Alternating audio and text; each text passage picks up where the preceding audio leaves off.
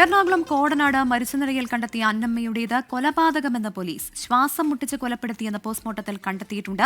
കവർച്ചയ്ക്കിടെയുണ്ടായ കൊലപാതകമെന്ന നിഗമനത്തിലാണ് ഇപ്പോൾ പോലീസ് എത്തിച്ചേർന്നിരിക്കുന്നത്. റാഫി കരീമാണ് വിവരങ്ങളുമായി കൊച്ചിയിൽ നിന്ന് ചേരുന്നത്. റാഫി, ഇത് കവർച്ചയ്ക്കിടെയുണ്ടായ ഒരു ആക്രമണവും അതേ തുടർന്നുണ്ടായ മരണവുമാണെന്ന് മുൻപ് തന്നെ പോലീസിന് ഒരു സൂചനയുണ്ടായിരുന്നു. ഇപ്പോൾ ഒരു സ്ഥിരീകരണം കൂടി വന്നിരിക്കുകയാണ്. പ്രതിയിലേക്ക് എത്താൻ പോലീസിനായിട്ടുണ്ടോ? വിവരങ്ങൾ എങ്ങനെ?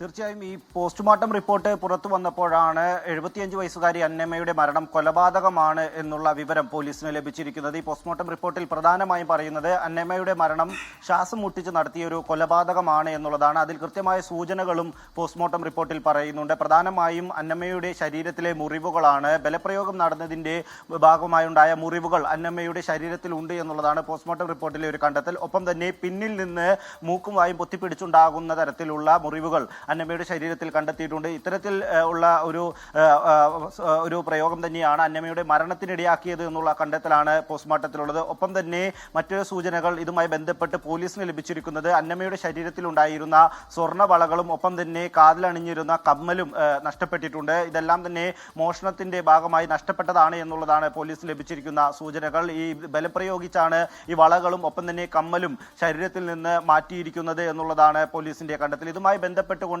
ഇതര സംസ്ഥാനക്കാരായ 4 പേരെ പോലീസ് ഇന്ന് ചോദ്യം ചെയ്യുന്നതിന് വേണ്ടി രാവിലെ വിളിച്ചു വരുത്തിയിരുന്നു. എന്നാൽ വിശദമായി ചോദ്യം ചെയ്തതിനു ശേഷം ഇവരെ വിട്ടയക്കുകയാണ് ചെയ്തത്. നിലവിൽ ഈ സംഭവവുമായി ബന്ധപ്പെട്ടുകൊണ്ട് ഒരു പ്രത്യേക അന്വേഷണ സംഘം രൂപീകരിച്ചാണ് പോലീസ് അന്വേഷണം നടത്തുന്നത്. കോടനാട് CI മനുരാജിന്റെ നേതൃത്വത്തിലുള്ള സംഘമാണ് ഈ കേസ് ഇപ്പോൾ അന്വേഷിക്കുന്നത്. ഒപ്പം തന്നെ ASPയുടെ നേതൃത്വത്തിൽ കേസ് വിലയിരുത്തുകയും ചെയ്യുന്നുണ്ട്. എന്തായാലും ഈ സംഭവം കൊലപാതകമാണ് എന്നുള്ള വിവരങ്ങൾ പുറത്തു വരുമ്പോൾ അത് പ്രാദേശികമായുള്ള ആരെങ്കിലും തന്നെ മലയാളികൾ ആരെങ്കിലും ആണോ ഈ കൊലപാതകം ഇതുമായി ബന്ധപ്പെട്ടുള്ള പ്രതിപട്ടികയിൽ ഉൾപ്പെടുക എന്നുള്ള തരത്തിലുള്ള സൂചനകളും പോലീസിന് ലഭിച്ചിട്ടുണ്ട്. CCTV ദൃശ്യങ്ങളടക്കം കേന്ദ്രീകരിച്ചാണ് നിലവിൽ അന്വേഷണം നടക്കുന്നത്.